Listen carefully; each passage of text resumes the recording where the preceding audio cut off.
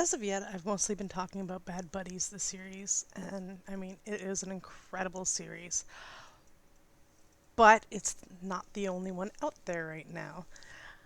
And so I wanted to take some time and talk about Not Me, the series. Now, I can't do a breakdown between the series versus the book because the book has not been officially made in English, um, although there are some fan translations out there. You never know exactly how accurate that's going to be. So I hate to compare that in case something is actually translated wrong or if they just slipped something in there, because you never know.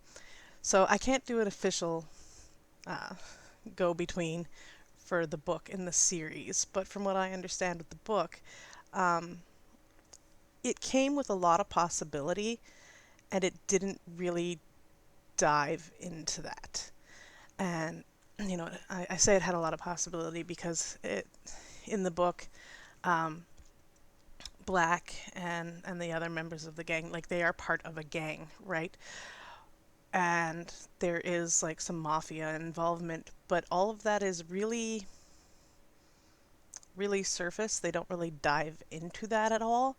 And it's mostly just sort of the relationships that are developed between White and all of Black's friends, right? So mostly the romance, and I'm not sure if the author had done that by choice, or if they just weren't really comfortable diving into some of those grittier, darker topics. Um, but in the book, from what I understand, we didn't get that. Um, but it had a lot of possibility, and so the great thing is that they took this book, right, that had a lot of possibility and showed a lot of potential, and they have made it into this series for us, which, is great. They do that all the time. But because of like the screenwriters they had used, like the director, um, I would butcher anybody's names if I tried, but if you look on my drama list, you can see the director and the screenwriters, right?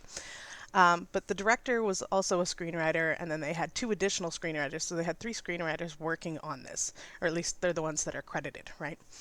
Um, and they took it and went, what if we put all the social justice issues that are going on in Thailand, and especially within the LGBTQ community, and showcase that in the show, right? Like, what if we could do that? And they have. And it's been amazing. And I tried explaining it to my husband because he doesn't really watch BLs. Romances are not his thing in general, no matter what language they are in. So it's just sort of a me thing that I like to watch the romances. Um, but he is somewhat familiar with Gunn from other um, shows that he's been on. So I mean, he recognizes the actor. But yeah, so I was telling him a bit about that, and he's like, "That sounds like it would be really preachy, and I wouldn't like that at all, right?" And I was like, I haven't heard that from anyone. That doesn't mean people don't think that, but like nobody's been talking about that, it being like really preachy, because the way that they're doing it makes complete sense, right?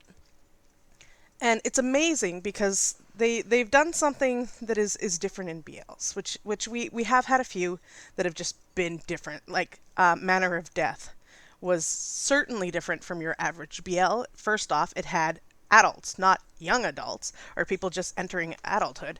They were adults, right? They had jobs.